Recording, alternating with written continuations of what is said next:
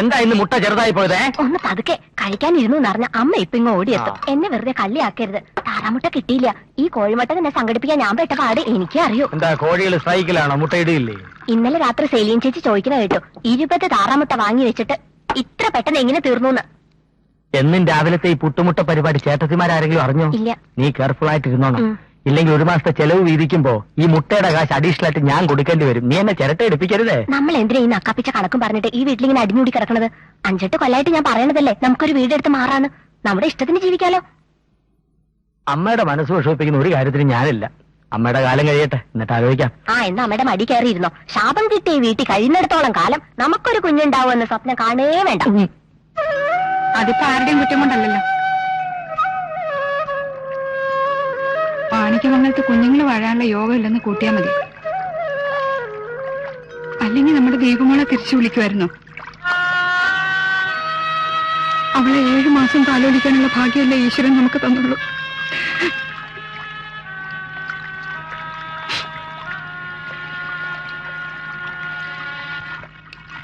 തറവാടിന്റെ വിധിയോ തലമുറകളുടെ ശാപമോ എന്തോ ആയിക്കോട്ടെ, ഒരു പേരക്കുട്ടിയെ കൊഞ്ചിക്കാനുള്ള അമ്മയുടെ അവകാശം നമുക്ക് നിഷേധിക്കാൻ നോക്കുമോ? നമുക്ക് ഏതായാലും കുട്ടികൾ ഉണ്ടാവില്ല എന്ന് വൈദ്യശാസ്ത്രം വിധി എഴുതി കഴിഞ്ഞു. ധർമ്മന്റെയോ സത്യന്റെയോ കാര്യത്തിലെങ്കിലും ദൈവം കഴിയുമെന്നുള്ള പ്രതീക്ഷയാണ് അമ്മയ്ക്ക്. അങ്ങനെ എന്തെങ്കിലും സംഭവിച്ചാൽ പിന്നെ നമ്മുടെ ഗതി എന്താവും ആലോചിച്ചിട്ടുണ്ടോ? എല്ലാം ഞാൻ ആലോചിക്കുന്നുണ്ട് ശകുന്തളെ. പക്ഷെ അമ്മയുടെ മുമ്പിൽ നമ്മൾ കുറച്ച് അഡ്ജസ്റ്റ് ചെയ്തേ പറ്റൂ. അമ്മയുടെ മനസ്സ് വിഷമിപ്പിക്കുന്ന ഒരു കാര്യവും ഞാൻ ചെയ്യില്ല. അമ്മയുടെ കാര്യത്തിലുള്ള വിഷമം എന്റെ മനസ്സെന്താ കാണാത്തത്? ഞാനും ഒരു സ്ത്രീയാ. നീ വിട് ധർമ്മ. എനിക്ക് ഒറ്റയ്ക്ക് നടക്കാൻ ഒരു വിഷമവും ഇല്ല. എനിക്ക് ഒറ്റയ്ക്ക് നടക്കാൻ നല്ല വിഷമുണ്ട്. ശയനപ്രദർശനം നടത്തിയിട്ട് നല്ല കിതപ്പാ. ഇത്തിരി കിതച്ചാലെന്താ? ഒരു നല്ല കാര്യത്തിനല്ലേ? നല്ല കാര്യത്തിന് എന്താ അമ്മ സത്യവാനെ വിളിക്കാത്ത? അവന് കുട്ടികളൊന്നുമില്ലല്ലോ, അവനും വന്ന് ഉരുളട്ടെ. അവൻ ഉരുണ്ടില്ലെങ്കിൽ എന്താ? അവന്റെ ഉമയമ്മ മനസ്സുരുകി പ്രാർത്ഥിക്കണുണ്ടല്ലോ. നിന്റെ ഭാര്യ സെലീനയ്ക്കാണെങ്കിൽ നമ്മുടെ ദൈവങ്ങളുടെ മുമ്പിൽ വരാൻ പറ്റുമോ? എന്റെ അന്തോണീസ് പുണ്യാള, എന്റെ സെലീനയുടെ പ്രാർത്ഥന ഒന്ന് കേൾക്കണേ. എന്നിട്ട് എന്നെ ഈ ഉരുട്ടിൽ നിന്ന് രക്ഷപ്പെടുത്തണേ ഗുരുവായൂരപ്പ. ആഹാ, നാണിയോ? പനിയൊക്കെ മാറിയോ? മാറി. ഇപ്പൊ ലക്ഷ്മിക്ക് തുടങ്ങി. മിക്ക വീടുകളിലുണ്ട് ഈ പനി. ഒരാഴ്ചയെങ്കിലും ശരിക്കും കിടക്കേണ്ടി വരും. ഒരാഴ്ച കിടന്നാ മതിയല്ലേ? പിന്നെ വേലായുധനെ കണ്ട എന്നെ ഒന്ന് വന്ന് കാണാൻ പറ. അവന്റെ പേരിലുള്ള ആ തല്ല് കേസ് അടുത്ത മാസത്തെ അവധിക്ക് വെച്ചിരിക്ക. എന്തിനാ കരയണേ? അവനെ തൂക്കി കൊല്ലൊന്നുമില്ല, ഞാൻ ഒറ്റയ്ക്കല്ലേ ബാധിക്കണേ. അതൊന്നല്ല കുഞ്ഞെനിക്ക് സങ്കടം. ഈശ്വരൻ എനിക്ക് 2 ആൺകുട്ടികൾ തന്നു. 2 നേരിൽ കണ്ടാൽ അടിയ. പുഷ്കരൻ അവിടെ നിന്ന് ഇറങ്ങാതെ വേലായുധം കേറില്ല എന്നാ പറയണത്. എന്നൊന്ന് കാണാൻ പോലും അവൻ വരുന്നില്ല. എന്തേ ഈ കുട്ടികൾ ഇങ്ങനായത്? അതെ, ഞാൻ അറിഞ്ഞുകൊണ്ട് ആർക്കും ഒരു തെറ്റും ചെയ്തിട്ടില്ല. ഒക്കെ എന്റെ യോഗ. മാണിക്യമംഗലത്ത് മുറ്റത്ത് കളിച്ചു വളർന്നിട്ട് അവരിങ്ങനെയായല്ലോ. എല്ലാം നേരെയാകും നാണി. പിന്നെ കുഞ്ഞുകുട്ടി അമ്മോട് ഈ നാട്ടിലുള്ള പെണ്ണുങ്ങൾക്കൊക്കെ അസൂയ. 3 ആമക്കളെ കല്യാണം കഴിച്ച് ഇത്രയും കാലായിട്ട് ഒരു പൊട്ടലും ചീറ്റലും ഇല്ലാതെ ഒരേ വീട്ടിൽ കഴിയുന്നതിനുള്ള കണ്ണുകടി. എന്റെ മക്കളെ ഞാൻ അങ്ങനെയാ വളർത്തിയിരിക്കണേ. എന്റെ അമ്മ വിഷമിക്കുമല്ലോ എന്ന് കരുതിയാ എല്ലാം ഞാൻ സഹിക്കുന്നത്. ഇനി അങ്ങോട്ട് സഹിക്കാനാണ് ഭാവമെങ്കിലേ ഒരു കാലത്ത് എഴുന്നേറ്റം ഉണ്ടാകാൻ പോകുന്നില്ല. ഒന്നുമില്ലെങ്കിൽ നിങ്ങളൊരു പോലീസുകാരനല്ലേ, മുഖത്ത് നോക്കി ചോദിക്കാൻ എന്റെ എത്ര ധൈര്യക്കുറവ്? എനിക്ക് ധൈര്യക്കുറവൊന്നും ഉണ്ടായിട്ടല്ലടി. ചോദിക്കണമെന്ന് കരുതിയാ ഞാൻ ഇരിക്കുന്നേ. കൂട്ടത്തി വിഷം നിങ്ങളുടെ വല്യേട്ടനാ. കാരണവസ്ഥാനവും ചമഞ്ഞ് എല്ലാം അമുക്കിയില്ലേ അയാൾ? അങ്ങനല്ലേ നീ പറയാൻ വന്നെ? കുടുംബപരമായി കാരണവന്മാരെ ഉപയോഗിച്ചിരുന്ന വണ്ടി അത് അറിയോ? അത് കുടുംബത്തിലെ മൂത്തയാൾക്ക് അവകാശപ്പെട്ടതെന്ന് പറഞ്ഞ് നിങ്ങളുടെ അച്ഛന്റെ കാറും അങ്ങ് സ്വന്തമാക്കി. അത് മാത്രമോ? ഈ വീട്ടിലെ വിലപിടിപ്പുള്ള എല്ലാ സാധനങ്ങളും അങ്ങയുടെ മുറിയിലല്ലേ കൊണ്ടുവച്ചിരിക്കുന്നത്. നമ്മുടെ മുറിയിൽ എന്തോ ഉണ്ട്? പ്ലാവി പണിത ഒരു ഉണക്ക അലമാരയല്ലാതെ. അങ്ങനെയാ ബുദ്ധിയുള്ളവര്. തേക്കിലും ഈട്ടിയിലും ഉള്ളതൊക്കെ നേരത്തെ അങ്ങ് കൈക്കലാക്കി. നമ്മളോ മണ്ടന്മാരും. 2 ചേട്ടന്മാര് കാറി വലത്തുമ്പോ ഇവിടെ ഒരാൾക്ക് ലോട്ടക്ക് സൈക്കിള്. എന്തിനും അന്തസ്സോ അഭിജാത്യോ പോലെ പോന്ന മാണിക്യമംഗലത്തിന് അതില് കുറച്ചിലൊന്നുമില്ലേ? അതോ നിങ്ങൾ ഇനി മാണിക്യമംഗലത്തെ സന്തതി അല്ലെന്നുണ്ടോ? എന്റെ അമ്മ അത് നിഷേധിക്കാത്തടത്തോളം കാലം ഞാൻ മാണിക്യമംഗലത്തെ സന്തതി തന്നെ ആണടി. അയ്യോ, നിങ്ങളുടെ വലിയ ബാങ്ക് മാനേജർ കാറ് വേണ്ട, ഒരു സ്കൂട്ടറെങ്കിലും എടുത്ത് തന്നൂടെ? നമ്മളെന്താ പിന്നെ ഞാനിപ്പോ അവനും കൂടെ ലോൺ എടുത്ത് കൊടുക്കാതെ കുഴപ്പമേ ഉള്ളൂ. ഒരനിയന്റെ ഭാര്യയുടെ ആങ്ങളയ്ക്ക് ബിസിനസ് തുടങ്ങാൻ വേണ്ടി 75,000 രൂപ ലോൺ 78,000 രൂപ ലോൺ എടുത്ത് കൊടുത്തിട്ട് വർഷം 1 കഴിഞ്ഞു. ഇതുവരെ ഒരു തവണയെങ്കിലും അടച്ചിട്ടുണ്ടോ? ഹെഡ് ഓഫീസിൽ നിന്നുള്ള ചോദ്യങ്ങൾക്ക് മറുപടി പറഞ്ഞ് ഞാൻ നാണം കിട്ടു. ഇനി മറ്റേ അനിയന് വേണ്ടി കൂടെ ഒന്ന് നാണം കെട. തറവാട്ടുകാരനവരായി പോയില്ലേ? എന്തിനാ സ്കൂട്ടറാക്കുന്നേ, ഒരു കാർ തന്നെ വാങ്ങിച്ചു കൊടുക്കാം. പക്ഷെ ഒരു കാര്യമുണ്ട്, അവന്റെ അവളുടെയും കൂടെ മൂത്രം കൂട്ടി ഒഴിച്ചാ വണ്ടി ഓടൂല, അതിന് പെട്രോൾ തന്നെ വേണം. നിങ്ങൾ ഇങ്ങോട്ട് വന്നേ, ഇങ്ങോട്ടൊന്ന് വരാൻ. അവിടെ ആങ്ങളെയും ഞാനും തമ്മിൽ എന്താ ബന്ധം? ധർമ്മപാലം പറഞ്ഞിട്ടില്ലേ ലോൺ കൊടുത്തത്? അപ്പൊ അവളോ ആങ്ങളെയോ തന്നില്ലെങ്കിൽ ധർമ്മപാലം കാശ് തരണം. അതല്ലേ എന്റെ മര്യാദ? ആ, പിന്നെ ബാങ്കിൽ നിന്ന് ലോൺ എടുത്ത് ആരെങ്കിലും കാശ് തിരിച്ചടയ്ക്കൂ? ഇയാൾ ഏത് കോത്താഴ്ത്തരാമനാ? ഇനിയിപ്പൊ മനഃപൂർവ്വം കാശ് തന്നില്ലെങ്കിലേ കേസ് കൊടുത്ത് അവന്റെ വീടും പറമ്പും ജപ്തി ചെയ്യിക്കണം. അയ്യടാ, കേസോ? ഈ പട്ടണത്തിലെ ഏറ്റവും പ്രഗത്ഭനായ വക്കീലിന്റെ അളിയനാ. അയാൾക്കെതിരെ കേസ് കൊടുക്ക്. ഈ സ്ത്രീക്ക് എന്താ തലയ്ക്ക് ഭ്രാന്തുണ്ടാ? നീ വന്നേ.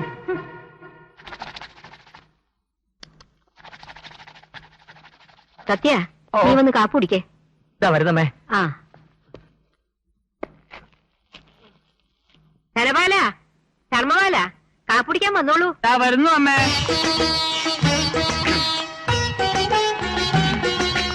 വാ മക്കളെ. അയ്യോ, വല്യേട്ടന്റെ കവിളിന് എന്തോ ഒരു വീർപ്പ്. പല്ലുവേദന ഉണ്ടോ? നോക്കട്ടെ. ഒന്നുമില്ല, അവന് വല്ല തോന്നുക. കൊച്ചാട്ടൻ തോന്നില്ലേ?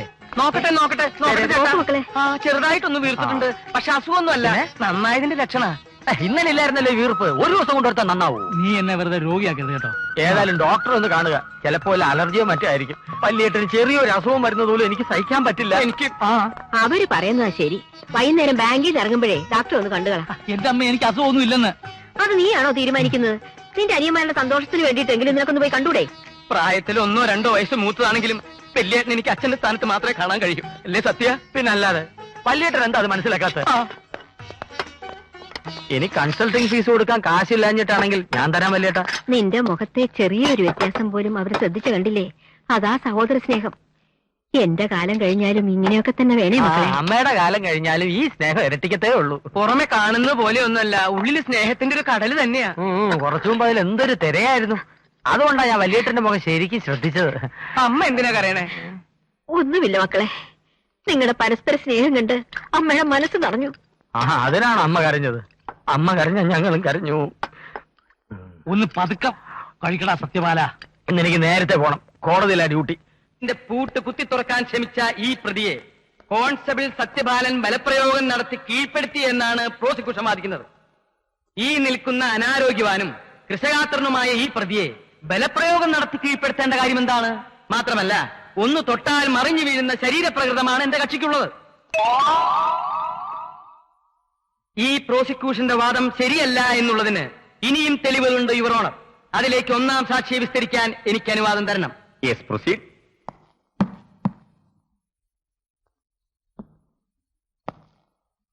എന്താ പേര്? ചോദിച്ചത് കേട്ടില്ലേ? സത്യപാലൻ. ഫുൾ നെയിം എന്താ? സത്യപാലൻ തമ്പി. ആദ്യം ചോദിച്ചപ്പോ മുഴുവൻ പേരും പറയാത്തത് എന്താ?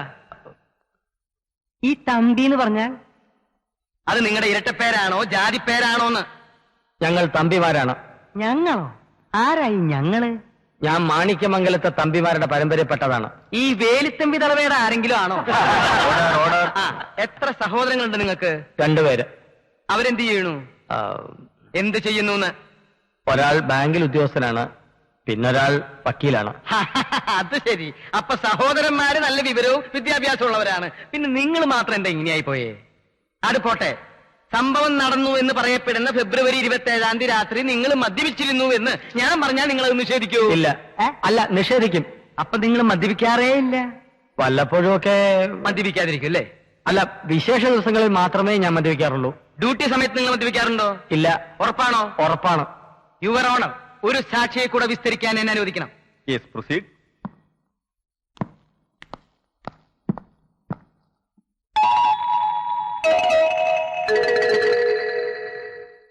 അനിരുദ്ധന് എന്താണ് ജോലി? ഞാൻ സന്ധ്യാബാറിൽ സപ്ലയർ ആണ് സാർ. ഈ നിൽക്കുന്ന സത്യപാലനെ നിങ്ങൾ ഇതിനു മുമ്പ് കണ്ടിട്ടുണ്ടോ? ഉണ്ട് സാർ. എവിടെ വെച്ച്? ഇദ്ദേഹം ഞങ്ങളുടെ ബാറിൽ ഡെയിലി വരാറുണ്ട്. ഏത് സമയത്താണ് ഇയാൾ സാധാരണ വരാറുള്ളത്? അങ്ങനൊന്നുമില്ല, പകലും രാത്രിയിലും അർദ്ധരാത്രിയിലും ഒക്കെ വരാറുണ്ട്. ഒരു ദിവസം ഏകദേശം എത്ര രൂപയ്ക്ക് കുടിക്കും? ഓ, അത് കൃത്യമായി പറയാൻ പറ്റില്ല സാർ. കാരണം പലപ്പോഴും ഇദ്ദേഹം മറ്റുള്ളവരുടെ കൂടെ വന്ന് ചക്കാത്തിനാണ് അടിക്കാറുള്ളത്. അപ്പൊ ഓസ് മദ്യപാനം അല്ലേ? അതെ. ഇദ്ദേഹമായി പരിചയപ്പെട്ടതിന് ശേഷം മറക്കാനാവാത്ത എന്തെങ്കിലും സംഭവങ്ങൾ അനിരുദ്ധന്റെ ജീവിതത്തിൽ ഉണ്ടായിട്ടുണ്ടോ? ഉണ്ട്. ഒരു ദിവസം കുടിച്ച് ഫിറ്റായി യൂണിഫോമിൽ ഇദ്ദേഹം ഛർദ്ദിച്ചു. അപ്പൊ യൂണിഫോം ധരിച്ചാണ് ഇയാൾ ബാറിൽ വരാറുള്ളത് അല്ലേ? യൂണിഫോമിലല്ലാതെ ഇദ്ദേഹത്തെ ഞാൻ ഇതുവരെ കണ്ടിട്ടില്ല sir. Not this point your honour. Duty സമയത്ത് പോലും മദ്യം ഒഴിവാക്കാൻ കഴിയാത്ത ഒരു ഫുൾ ടൈം മദ്യപാനിയുടെ മൊഴി കണക്കിലെടുക്കരുതെന്ന് ഞാൻ വിനീതമായി അഭ്യർത്ഥിക്കുന്നു. മദ്യത്തിന്റെ ലഹരിയിലായതുകൊണ്ട് മാത്രമാണ് സാക്ഷിക്ക് പ്രതി ജുവലറി കുത്തിപ്പൊളിക്കാൻ വന്ന മോഷ്ടാവാണെന്ന് തോന്നിയത്. കേസിൽ പറയുന്നത് പോലെ പ്രതി ചുറ്റിക, ടെസ്റ്റർ, സ്ക്രൂ ഡ്രൈവർ തുടങ്ങിയ സാധനങ്ങൾ കൈവശം വെച്ചത് അദ്ദേഹം ഒരു കള്ളനായതുകൊണ്ടല്ല, മറിച്ച് ഈ പട്ടണത്തിലെ ഒരു മികച്ച ഇലക്ട്രീഷ്യൻ ആയതുകൊണ്ടാണ്. ഇത്രയും തെളിവുകൾ കണക്കിലെടുത്ത് പ്രതിയെ കുറ്റവിമുക്തനാക്കുകയും ഡ്യൂട്ടി സമയത്ത് യൂണിഫോം ഇട്ട് മദ്യപിക്കുകയും കൃത്യവിലോപം കാട്ടുകയും ചെയ്തതിന് കോൺസ്റ്റബിൾ സത്യപാലൻ തമ്പിക്ക് തക്കതായ ശിക്ഷ നൽകണമെന്ന് ബഹുമാനപ്പെട്ട കോടതിയോട് ഞാൻ അപേക്ഷിക്കുന്നു. That's all, Your Honor.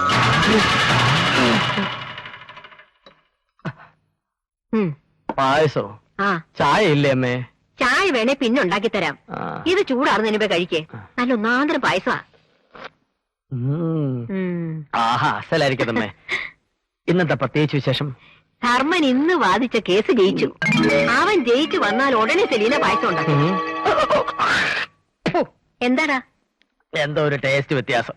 ഏലക്കയുടെ ആയിരിക്കും. അല്ലമ്മേ, ഒരു വൃത്തികെട്ട ടേസ്റ്റ്. ഇത് പായസമാണെന്ന് എനിക്ക് ബിലീവ് ചെയ്യാനേ കഴിയുന്നില്ല. അസലായിട്ടുണ്ടെന്നല്ലേ നീ എന്നോട് പറഞ്ഞത്? അങ്ങനെ ഞാൻ പറഞ്ഞിട്ടില്ല. അസലായിട്ടുണ്ടോ അമ്മേ എന്നാ ഞാൻ ചോദിച്ചത്. ഓ, അറിയാതെ ഞാൻ കുടിക്കുകയും ചെയ്തു. അമ്മേ, പായസം കഴിഞ്ഞോ? 3 ഗ്ലാസ് കുടിച്ചിട്ടും എനിക്ക് മതി വരാത്തത് പോലെ. നെയ്യും പഞ്ചസാരയും ഒക്കെ പാകത്തിന്. അമ്മേ, നമ്മുടെ സത്തിന് കൊടുത്തോ? അവന് വേണ്ടെന്ന് പറയുന്നു.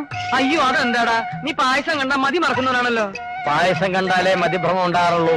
വളിച്ചത് കണ്ടാ സത്തിന് തിരിച്ചറിയാം. വളിക്ക് ചൂടാറിയിട്ട് പോലും ഇല്ല.